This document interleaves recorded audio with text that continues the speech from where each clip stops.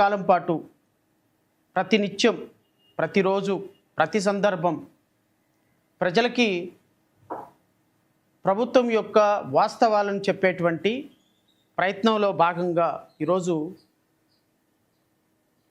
Press meet ఏర్పాటు చేయడం జరిగింది. నేను ఈ ప్రెస్ మీట్ ద్వారా ప్రజలను కోరేది ఏంటి అంటే, పొద్దున్నే మన ఇంట్లో లేచి చూడగానే ఇది ప్రతినిత్యం మనం ఎదుర్కొనేటువంటి సమస్య. పొద్దున్నే మనం తల్లిదండ్రులు లేచి చూడగానే కొడుకు ఇంట్లో నిద్రపోతూ ఉంటాడు, ఇంకా లేకపోతే పాపం కూతురు ఆ పని ఈ పని చేసుకుంటా తిరుగుతూ ఉంటుంది. కొడుకు నిద్రలేచి ఏం చేయాలో అర్థం కాదు, కూతురు ఇంటి పని చేసుకోవటం తప్ప మరి ఇంకా ఏం పని చేసుకోవాలో అర్థం కాదు. ఇలాంటి పరిస్థితుల్లో ఆంధ్రప్రదేశ్ రాష్ట్రంలో రమారమి 60 లక్షల మంది విద్యార్థులు ఉన్నారు అంటే నిజంగా ఆశ్చర్యం కలుగుతా మనకి.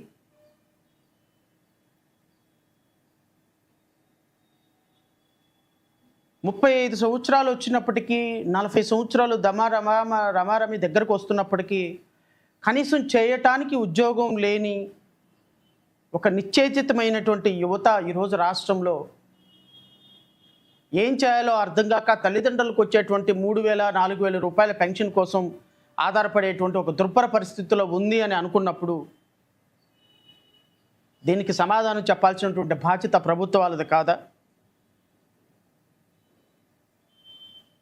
డబుల్ పీజీ చేసి, బీటెక్ చేసి, ఎంటెక్ చేసి డిటిపి ఆపరేటర్లుగా ఉద్యోగాలు చేస్తున్నటువంటి 5,000కి 10,000కి ఉద్యోగాలు చేస్తున్నటువంటి మన బిడ్డల కోసం సమాధానాలు చెప్పాల్సినటువంటి బాధ్యత, ఉద్యోగాలు అడగాల్సినటువంటి బాధ్యత తల్లిదండ్రులకి లేదా? కేవలం లైన్లో నుంచొని 4,000-5,000 రూపాయలు పెన్షన్ తీసుకొని ఆ డబ్బులు తీసుకొచ్చి కొడుకు 1,000 రూపాయలు, కూతురికి 1,000 రూపాయలు ఇచ్చి వాళ్ళని ఇంకా సోమరిపోతులుగా తయారు చేసి 35-40 సంవత్సరాలు వచ్చినా తమ స్వశక్తి మీద ఉద్యోగాలు చేయకుండా, ఉద్యోగాలు రాకుండా, ఉద్యోగాలు రాకపోతే, ఉద్యోగాల కల్పన జరగకపోతే, కేవలం ఉద్యోగాల కల్పన పేపర్ల మీదే ఉంటే ఆ తల్లిదండ్రులు ఆ పిల్లల మానసిక స్థితిని ఏంటో ఒకసారి ఆలోచించమని నేను తల్లిదండ్రులందరినీ కోరుతున్నా. ఈరోజు రాష్ట్రంలో 60 లక్షల మంది నిరుద్యోగులు ఆంధ్రప్రదేశ్ రాష్ట్రంలో ఏం చేయాలో అర్థం కాక, ఎటు వెళ్ళాలో అర్థం కాక, ఏదైనా స్వశక్తి మీద ఆధారపడదాము అంటే ఒక్క రూపాయి లోన్ ఇచ్చేటువంటి పరిస్థితి లేదు. ఎక్స్పెషల్లీ 40 లక్షల మంది ఎస్సీ, ఎస్టీ, బీసీ యువత, ఆదివాసీ యువతను అడుగుతున్నా నేను. ఈ యువతకి ఎవరు సమాధానం చెప్పాలండి? ఈరోజు ఎస్సీ, ఎస్టీ సంక్షేమ పథకాలు, కార్పొరేషన్ నిధులు ఆ పిల్లలకి ఒక్క రూపాయి కూడా రాకపోతే ఒక పక్క ప్రైవేటు ఉద్యోగాల కల్పన 0, గవర్నమెంట్ ఉద్యోగాల కల్పన 60 లక్షల మంది నిరుద్యోగులు ఉంటే ఆంధ్రప్రదేశ్ రాష్ట్రంలో కేవలం 10,000, 12,000, 5,000 ఉద్యోగాలు ఏ మూల కబురు? అది దేనికి వస్తుంది? 20 లక్షల ఉద్యోగాల ప్రైవేట్ రంగంలో ఉద్యోగాల కల్పన చేస్తాము అని 2 సంవత్సరాలు దాటినా కనీసం 30,000 ఉద్యోగాలు కూడా ప్రైవేట్ రంగంలో సృష్టించకుండా 20 లక్షల ఉద్యోగాలు సృష్టించామని నేషనల్ మీడియాలో కోట్ల రూపాయలు వాళ్ళకి పేమెంట్ చేసి వాళ్ళ చేత ప్రచారం చేయించుకున్నటువంటి 40 సంవత్సరాల ఇండస్ట్రీ చంద్రబాబు నాయుడు గారిని గొప్ప అని పొగడాలా? అసెంబ్లీలో నారా లోకేష్ మాట్లాడే పద్ధతి 4 లక్షల ఉద్యోగాలు ఇచ్చామని ఒక పక్క విద్యాశాఖ మంత్రి చెప్తారు. 4 లక్షలు 6 లక్షల ఉద్యోగాల కల్పన జరిగింది అని ఒక పక్క గవర్నర్ చేత చెప్పిస్తారు. ఒక పక్క అధికారులను సమాచారం అడిగితే 1 లక్ష ఉద్యోగాల కల్పనకి రూపకల్పన జరిగింది అని అధికారులు చెప్తారు. వాస్తవ రూపంలో కనీసం 25,000 ఉద్యోగాలు కూడా ఆంధ్రప్రదేశ్ రాష్ట్రంలో 2 సంవత్సరాల్లో కల్పించలేని ప్రభుత్వాలు వాస్తవ పరిస్థితులు ఒక రకంగా ఉంటాయి. 60 లక్షల మంది నిరుద్యోగులు, ఈ నిరుద్యోగులు ఎక్కడున్నారయ్యా అంటే విశాఖపట్నం కృష్ణా లైబ్రరీలో చెట్ల కింద కూర్చొని ఈ సంవత్సరమైన ఉద్యోగం వస్తుంది, ఈ సంవత్సరమైన ఉద్యోగం వస్తుందని కన్నీళ్లతోటి కాలం గడిపినటువంటి అన్నలు, తమ్ముళ్ళు, అక్కలు, చెల్లెళ్ళు ఇప్పటికీ ఉద్యోగాలు కల్పన జరుగుతుందని ఎంతో ఆశతో ఎదురు చూస్తున్నారు. హైదరాబాద్లో అమీర్పేటలో కోచింగ్ సెంటర్లో తిని తినక తల్లిదండ్రులు 10 రూపాయల వడ్డీకి తీసుకొచ్చి ఆ యువతని, వాళ్ళ కొడుకుల్ని, పిల్లల్ని ఏదో ఉద్యోగం సాధిస్తాడని హైదరాబాద్ పంపిస్తే, హైదరాబాద్లో విశాఖపట్నంలో వాళ్ళు కోచింగ్ సెంటర్లో అర్ధాకలితోటి దుర్భరమైన బతుకుతూ, చెప్పకూడదు కానీ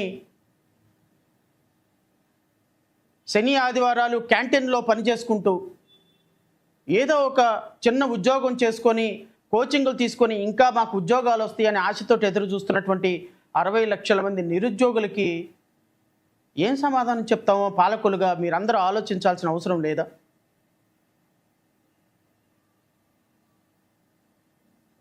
నేను కూటమి ప్రభుత్వాన్ని అడుగుతున్నా, మీరు ఇచ్చినటువంటి వాగ్దానం ఏంటి?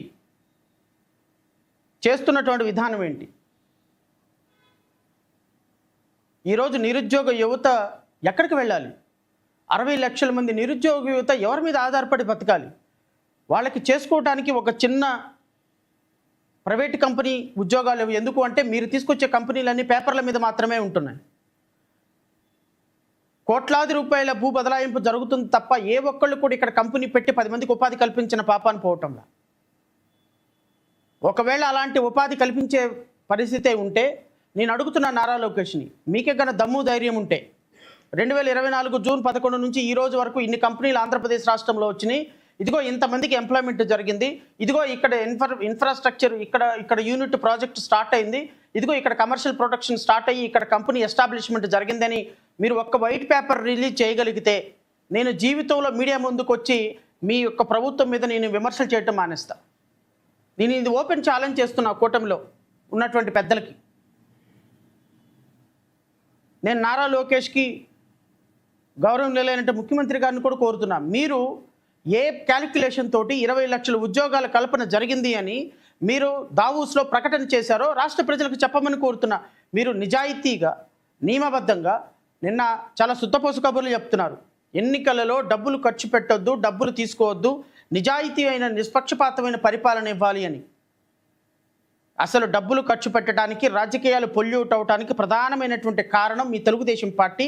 ఆ తెలుగుదేశం పార్టీ మీరు వచ్చిన తర్వాత రాజకీయాలు కమర్షియలైజ్ అయ్యి పొలిటిసైజ్ అయిపోయి ఇంత దుర్మార్గమైన రాజకీయాలు ఇక వద్దురా బాబు అనుకునేటట్టు చేసిన రాజకీయాలను నాశనం చేసింది మీరు. మీ సుపుత్రులు ఇంకొక మాట చెప్తున్నారు నిన్న, యువత ఉద్యోగాలు వదిలేసి కలెక్టర్లు, ఐఏఎస్ ఆఫీసర్లు కాకుండా రాజకీయాల్లోకి రావాలంటే. దేనికి రావాలంటే రాజకీయాల్లోకి యువత దేనికి రావాలి?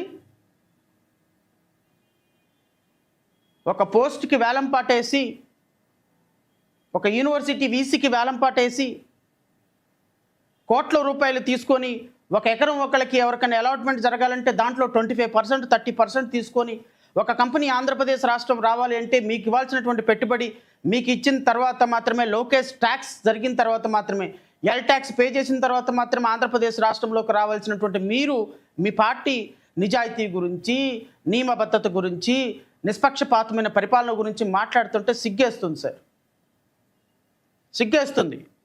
లీడర్ సినిమాలో అంటారు ఆయన, ఒక చిన్న సీన్ ఉంటుంది లీడర్ సినిమాలో,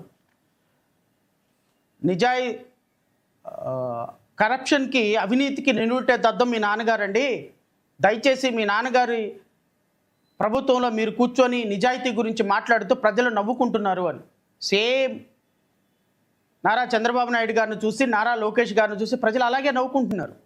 ఎందుకు అంటే 20 లక్షల ఉద్యోగాల కల్పన జరిగింది అని నేషనల్ మీడియాలో చెప్పినటువంటి ఇదే ముఖ్యమంత్రి చంద్రబాబు నాయుడు గారు ఆ 20 లక్షల ఉద్యోగాల కల్పన ఎక్కడ జరిగిందో ఒక్క వైట్ పేపర్ రిలీజ్ చేయగలిగిన ఎందుకంటే గవర్నమెంట్ ఈజ్ కంటిన్యూస్ ప్రాసెస్ కదా. జడా శ్రవణ్ కుమార్ దగ్గర ఆధారాలు ఉండకపోవచ్చు, జడా శ్రవణ్ కుమార్ దగ్గర క్యాలిక్యులేషన్స్ ఉండకపోవచ్చు, కానీ రాష్ట్ర ప్రభుత్వం అనేది క్యాలిక్యులేషన్స్ మీద, స్టాటిస్టిక్స్ మీద